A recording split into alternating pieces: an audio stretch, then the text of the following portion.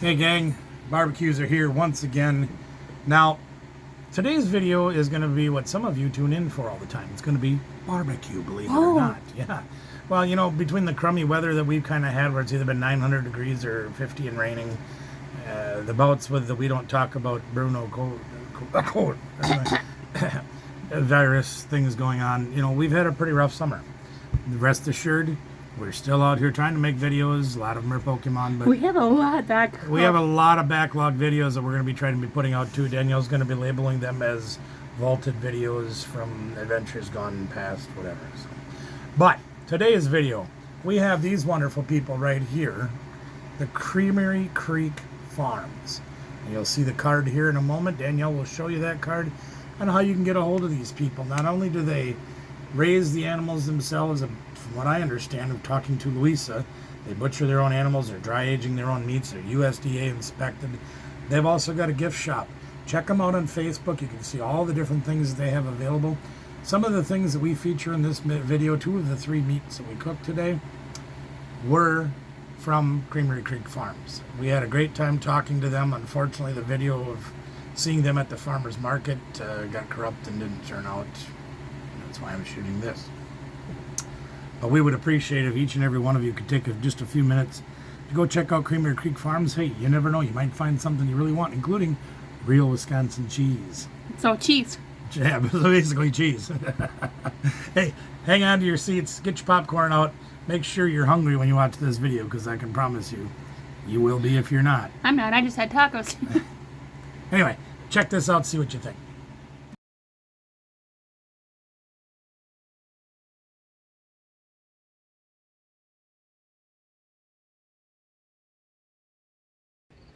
Well, good morning, everyone. Hello. Guess what we're doing? We're actually cooking, if you can believe it. We have only done like 2 or 3 cooking videos this whole year so far. But it's Labor Day. We've got friends and family here. We're going to be cooking today, and we got a treat for you. Come on over to Franken cart over here. This is a chuck roast, beef chuck roast. It's about 2.5 pounds. And we've already seasoned it. It's got salt, pepper, garlic powder, a little bit of onion powder, and paprika. That's all we're putting on there. Of course, you guys know the paprika's for color. Everything else is for flavor. Relatively simple. Now, these are bone-in shoulder roast pork, of course. This one's about 2.5 pounds. This one's a little closer to 3. Now, I want to talk to you about these other pieces of meat here.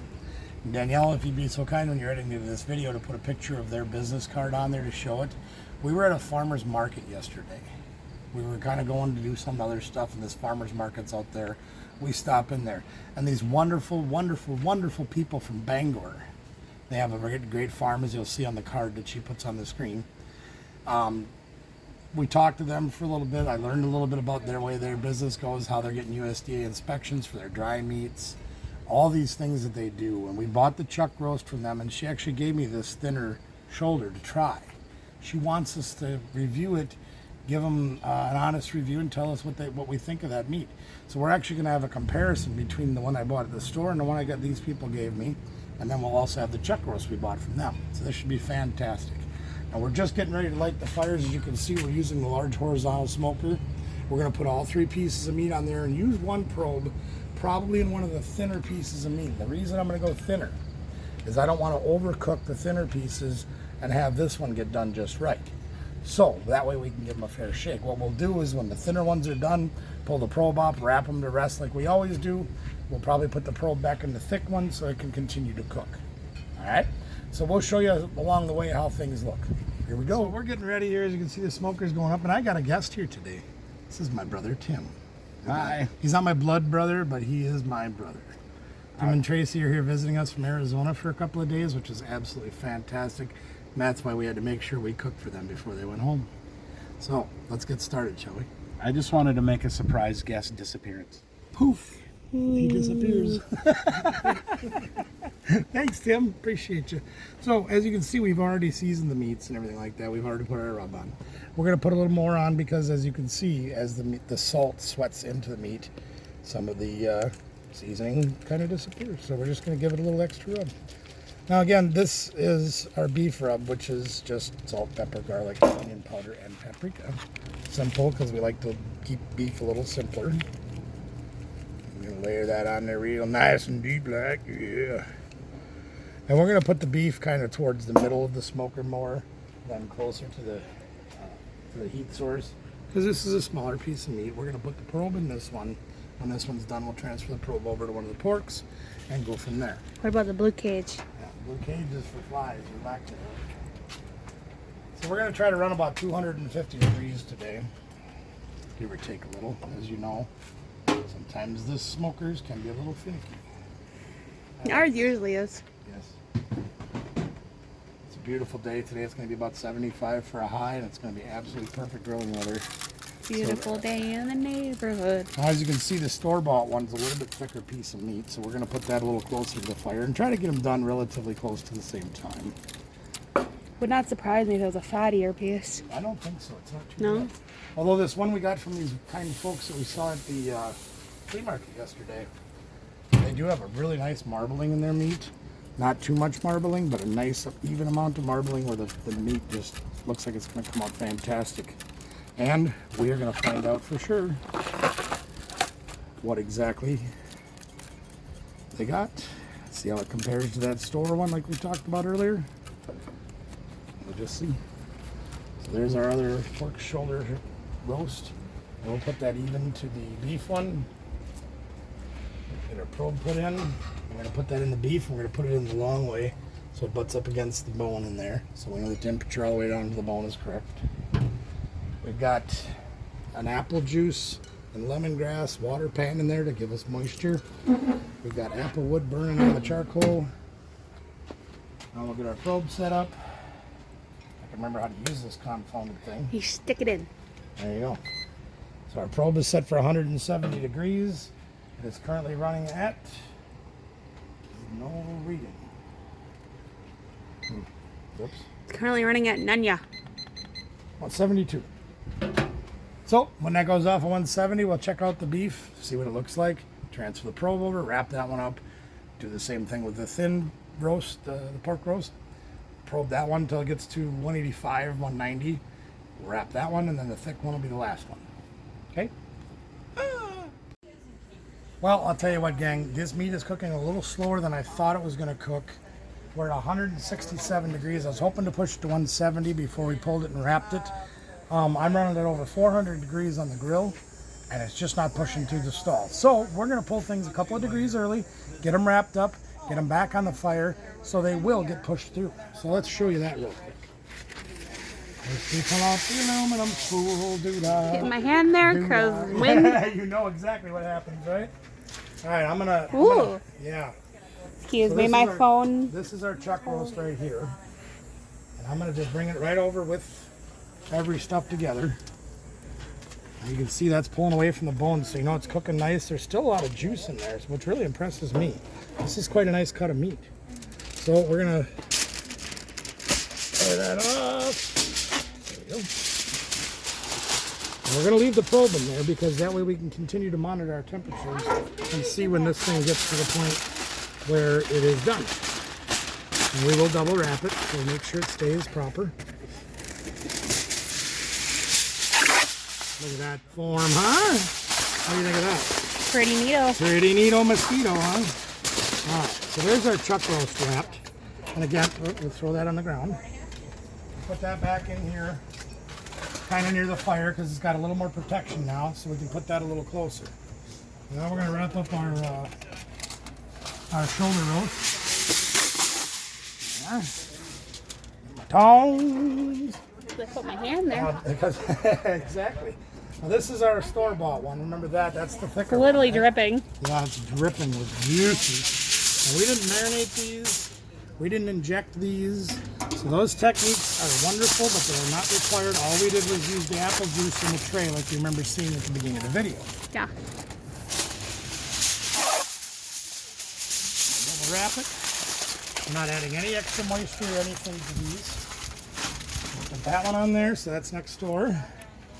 Oh, back to the aluminum foil. Aluminum foil. Aluminum foil.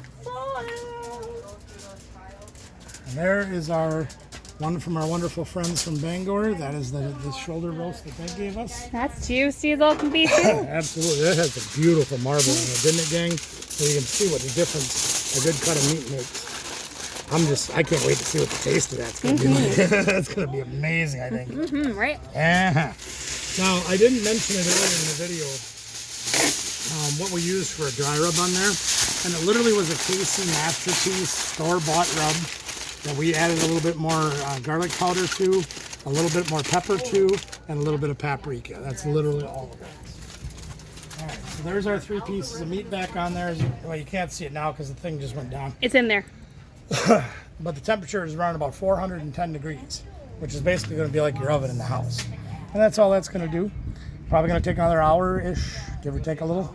See what happens. All right, here we go. So we finally pushed through the stall, having them wrapped. We're at 205 degrees. So what we're going to do next is we're just going to take all 3 of these off. And I'm going to assume they're all at very close temperature. And we're just going to rest them out here for a little bit. Let them rest, let them... Yeah, tuck them in. Let the juice permeate. They do all its things. We're just going to set them right under there. Huh? Now, in the meantime, we do have some other dishes that we're going to be serving too.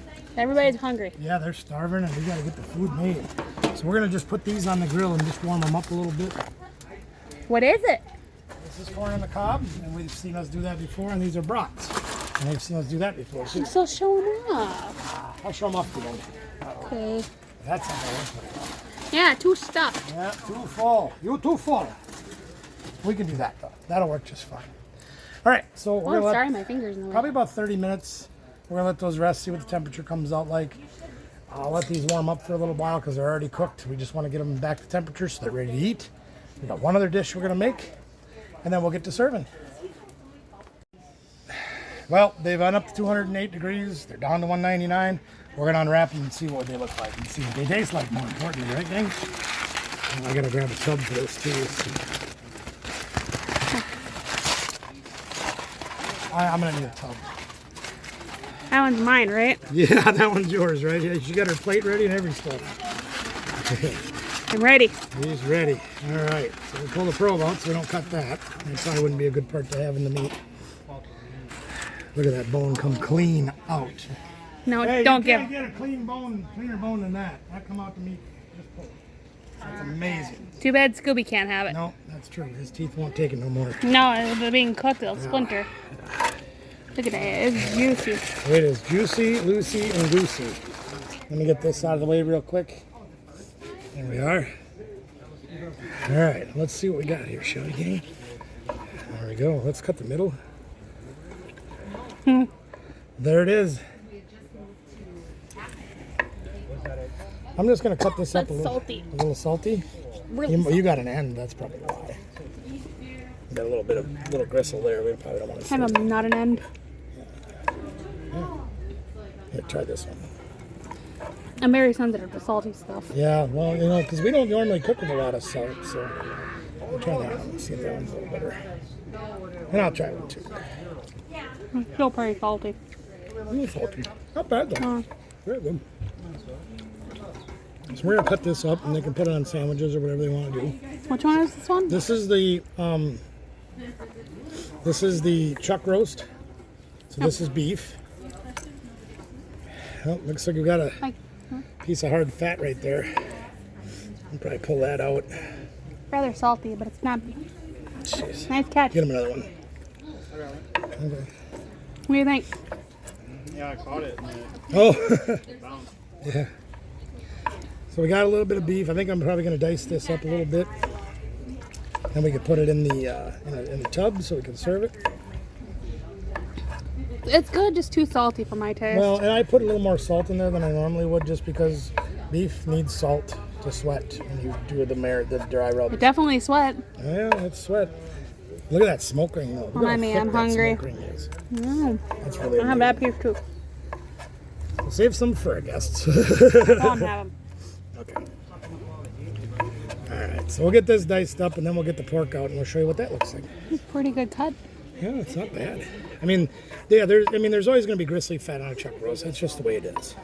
But most of the fat rendered in because it was marbled into the meat.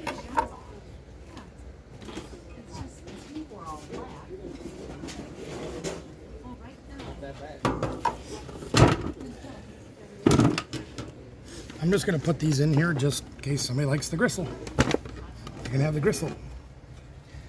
All right, here comes one.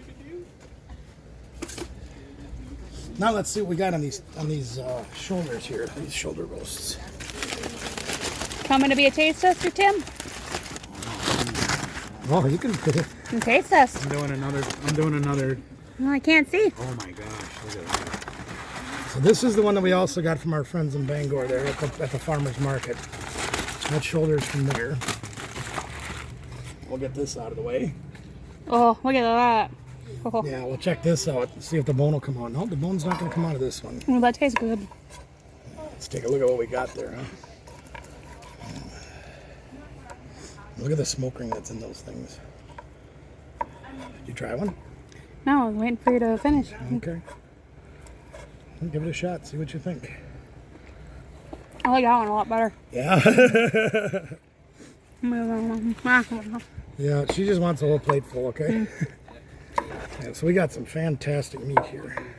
Now the biggest thing, the test that we're going to have, and we want to do an honest comparison between the ones that we got from our friends out there. I believe the lady's name was Louisa. She's really a sweet lady.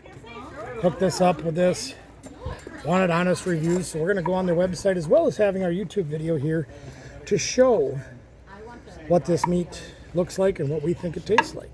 I mean, it looks fantastic. Look at how big that smoke ring is, though. I mean, that was a whole stick of apple that we put on there, that whole big log of it. Yeah, and the bone didn't quite pull out like it did on the beef, but it's still pretty dang clean when it pulls off. I definitely like that one. It's really Yeah, tender, and it is very good. you definitely didn't put as much salt on that. No, I did not. This is actually a KC rub. Oh, yeah. I think it's done just right That's why I got two of them there. because it doesn't pull apart. But it doesn't pull apart, but it definitely chews very easily. So it isn't like gonna like totally melt in your mouth.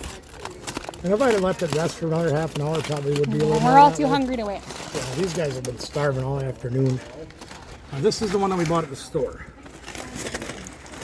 It's also a shoulder roast, which basically is like part of a Boston butt or a pork shoulder, if you want to call it that, whatever you want to put over Oh, that here. looks so. Oh, Look that at cuts that. like butter. Like butter.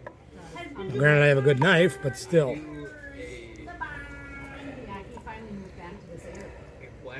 Here. Oh, that one's my favorite, I think. It's also really good. It's amazing. Dang, this was absolutely amazing I mean, food. put a couple pieces of Yeah, that. go ahead. Make sure you save enough for everybody. I'm only grabbing two. Ow. No, it's all mine. Sometimes when you cook too good, you don't want to share it. That's my portion. Yeah, it's really fantastic. It's really good stuff.